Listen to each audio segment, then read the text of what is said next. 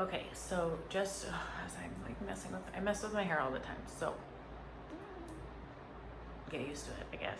I'm gonna try not to. For those of you that don't know who I am, my name's Erin. I'm a third year vet student at Ross University, and I will be starting my clinical year at LSU in Louisiana in September, which is really exciting. So I plan on continuing this video series and continuing my life and my journey and everything.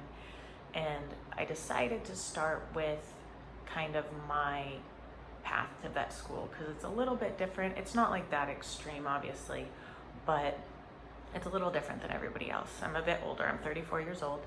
I started going back to school full-time when I was 27. I will be 35 when I graduate vet school, and then I plan to do an internship and a residency after that. So I will be close to 40 by the time I'm done, and about around 36 when I finish with my internship. Age doesn't matter, and it took me a long time to realize that. So basically, oh, sorry, I moved. So I'm in quarantine, which is a whole nother story, but I'm currently in quarantine on St. Kitts at Ross. The government has created a quarantine for us here in the dorms. I can do a whole separate video on that as well, but this is why this video is what it is, because this is what I have. I have my phone. It's currently propped up on a suitcase, and yeah. So I always wanted to be a vet. It's something that I wanted to do ever since I was little, but somewhere between that 5-year-old me and when I got to high school and then into my early 20s, I'd convinced myself that I wasn't smart enough or that I couldn't do it, things like that. So I don't know where that happened. My parents have always been extremely encouraging when it comes to school, and they've always emphasized the importance of education. So I continued to go to school off and on at the beginning for a little while. And then one day a friend of mine said to me, "Hey, you talk a lot. You should be a hairdresser or a bartender." So I decided to, so this is what quarantine hair is right now. I don't look like a hairdresser, but I decided to go to school to be a hairdresser. I went to the San Francisco Institute of Aesthetics and Cosmetology. It's a Paul Mitchell partner school. I am all for the company and the school in general. I still constantly push Paul Mitchell products on all of my friends. The company itself is amazing. So that's just my little shout out to them. I don't work for them anymore, so nothing about this is paid. I was an educator for a little while. I actually owned my own salon when I was in my early 20s. I had no idea what I was doing. If I was to own a business now, I definitely know what not to do. But yeah, so that was kind of where my work life started. That was my first career. And I went through a lot of things in my life. I made poor choices. I made good choices. And that's okay. It takes us a long time to get where we need to go. Some people right out of high school, they go to school, they get everything done, and they're a doctor by the time they're, 26, right? 28. So, yeah, so some people can do that, and that just wasn't the path that I took, and that's okay. So when I made the decision to go back to school full-time, I was married. I'm no longer married. School didn't really it wasn't a deciding factor why I'm not in my marriage anymore, but there were aspects of my life at the time that contributed to it, and that was when I decided to go back to school. So sometimes people think that they go hand in hand, but they really don't. So I started going back to school full-time when I was 27. I had taken classes here and there throughout my whole adult life. And I ended up moving from where I was to Northern California to Petaluma, Santa Rosa, and started going back to school full time at the community college there. And then eventually I got into Sonoma State, and that's where I got my bachelor's. I also, this is kind of like so backwards and round. I ramble, so sorry. Really don't like how I'm recording this one. The other one was so much better. Maybe I'll just do an intro video. I don't know, maybe I'll share both of them with you. I have no idea. So I'm gonna keep going with this, and then I'll do something at the end. Gosh, I ramble. I go in circles. I have ADHD, so I'm gonna jump from one thing to another, and I've tried to keep myself on track with these videos, but it doesn't always happen. So this is what you get.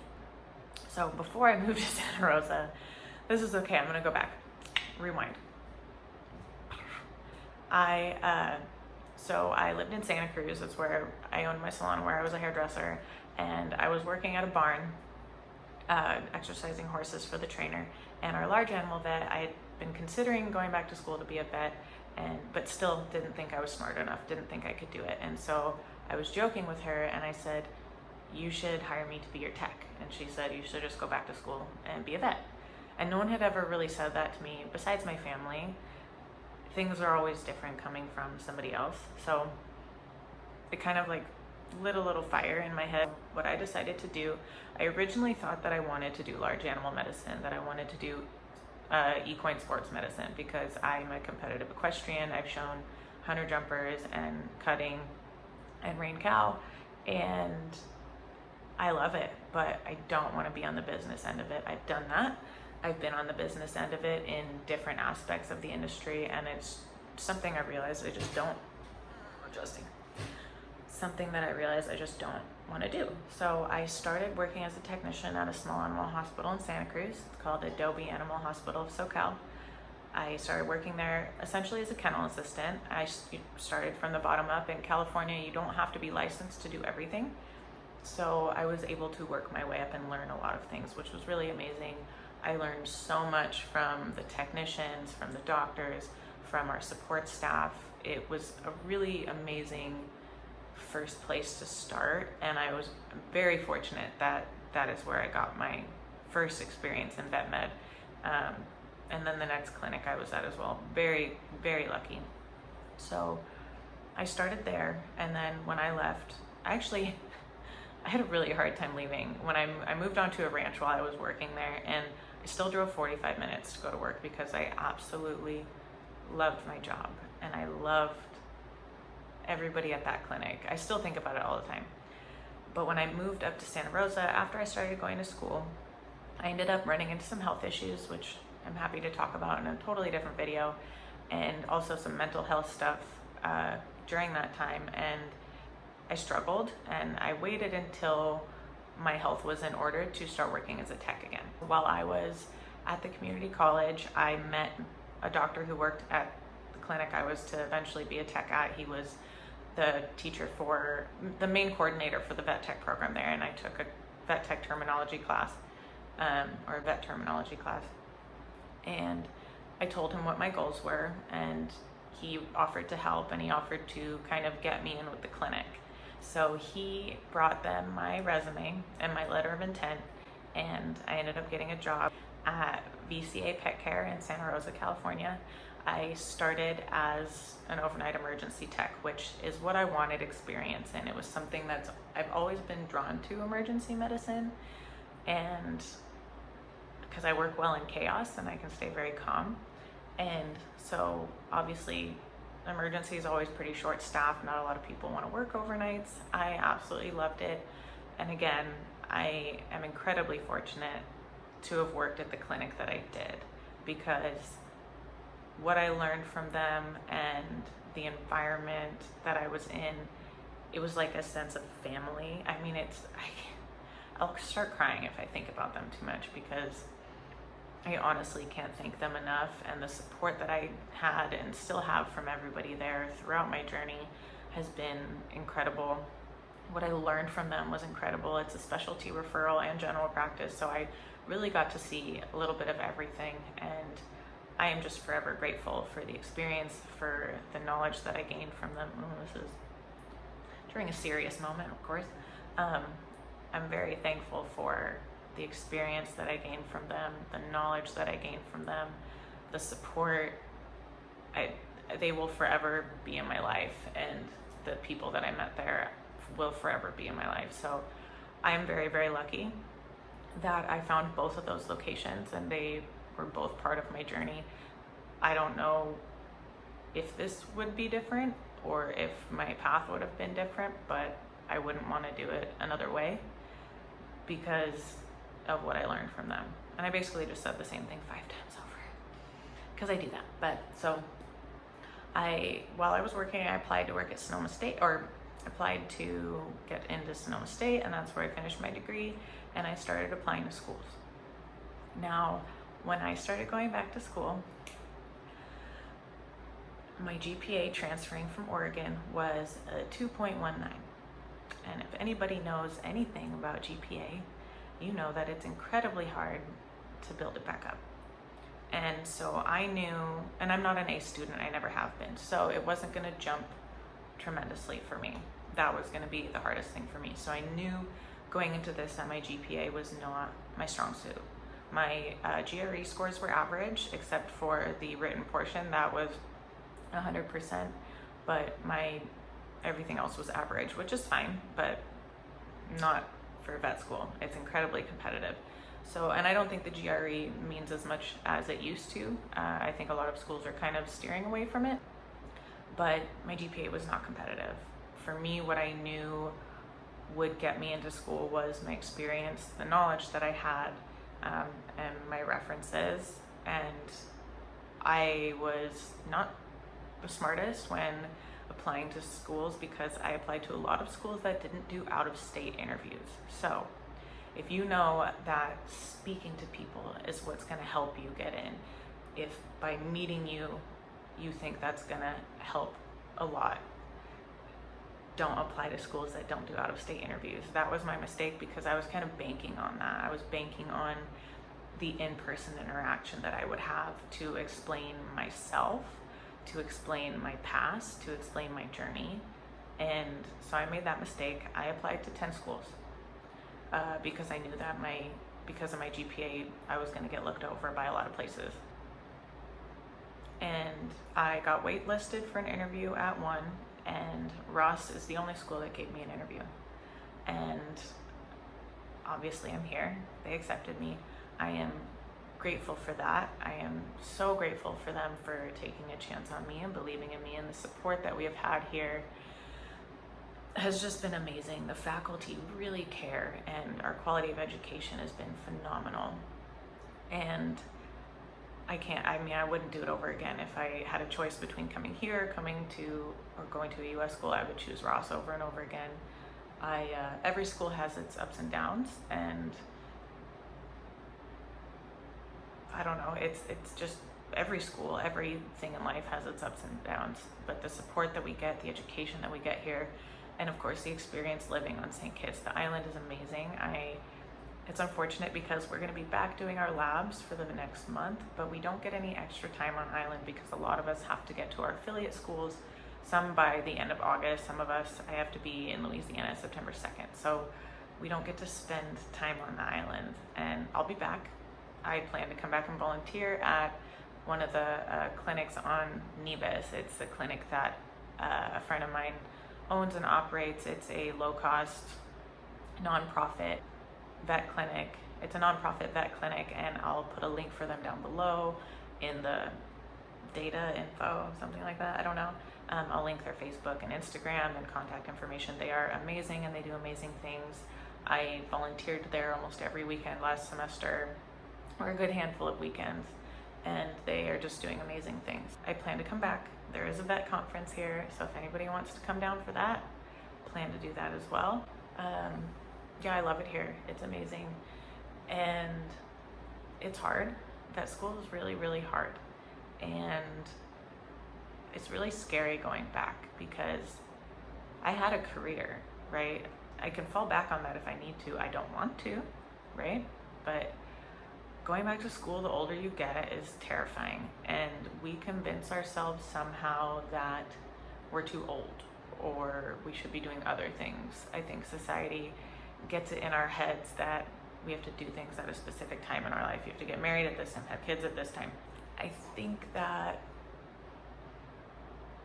we should all say, fuck it, and do things when we want to do them, or when we think we want to do them, and change our minds. If you want to start a different career, I don't really care how old you are. I have classmates that are in their 40s and 50s. I know people that have done career changes even later in life. My mom has changed her career a few times, and she's definitely somebody that has influenced me in more ways than she probably knows. She probably thinks I don't think of her in that way. I don't know if she does or not, but I look up to my mom so much, and I don't know, my mom is amazing. This is the thing. school in general is really terrifying. Going back to school, the older you get, is scary. I don't care who you are. And people, age is just a number. Yeah, age is just a number. It doesn't matter when you go back to school. It doesn't matter when you decide to do all these things, but it's still scary. Learning for me was much harder as I got older.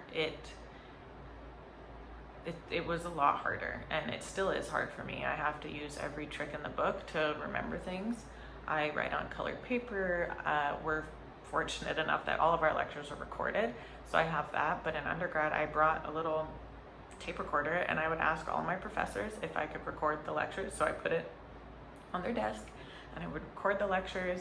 I highlight in multiple colors. I draw pictures. The later you get in school, especially in vet school, you don't have time to write down every single thing. So I've found different ways to study, talking things out with friends, talking it out to my dogs, teaching my dog things. You kind of just have to do what you got to do, but it is harder. Maybe not for everybody, but for me it was harder.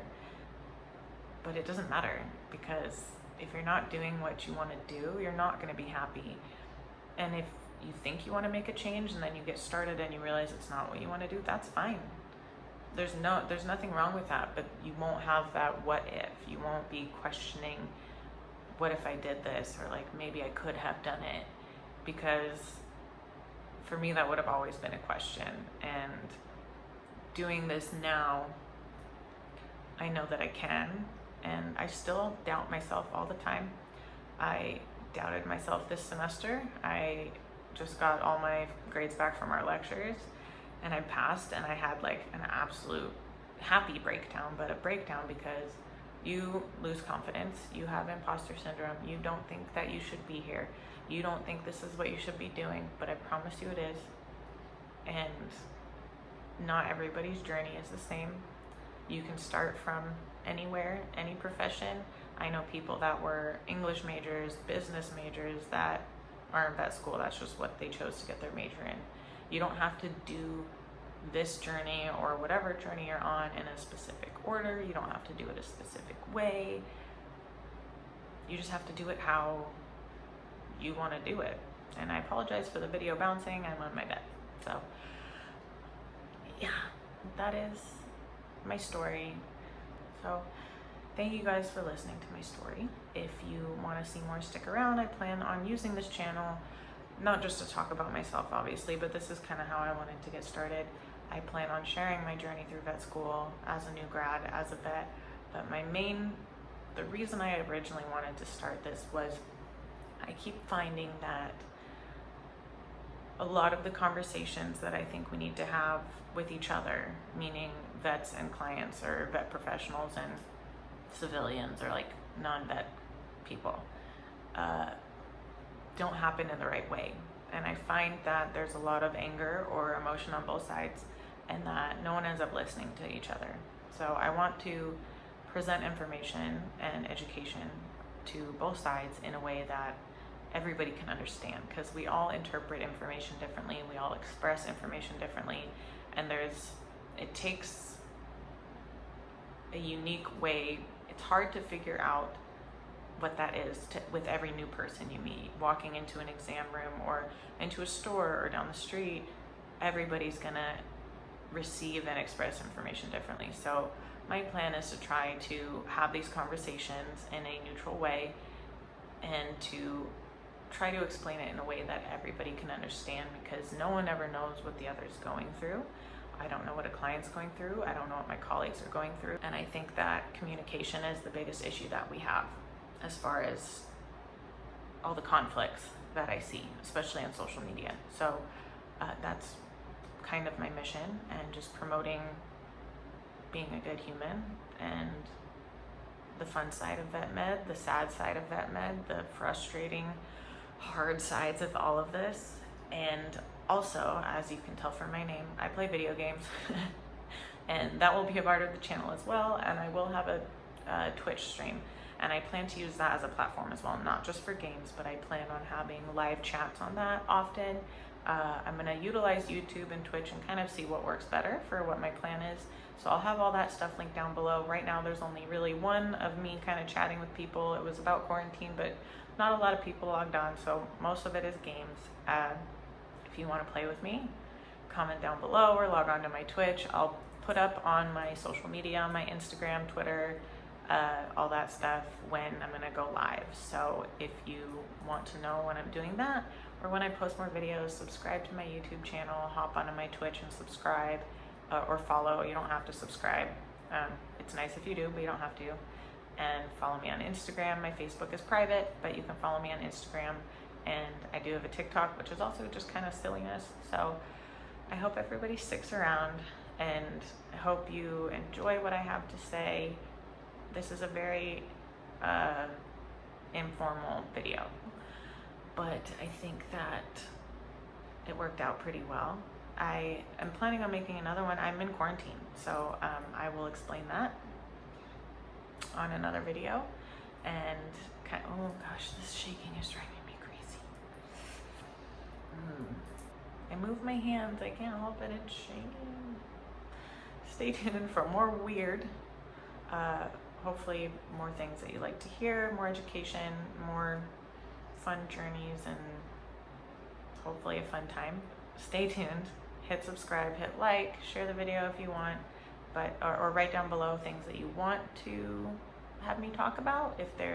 If you're a client and you have something you want me to talk about, I will gladly make a video on that. If you're a student and there's a topic that you're too scared to talk about or don't know how to talk about, or you want to hear somebody's perspective on it, you can comment down below or find me on Instagram and send me a private message if it's something you're not comfortable sharing.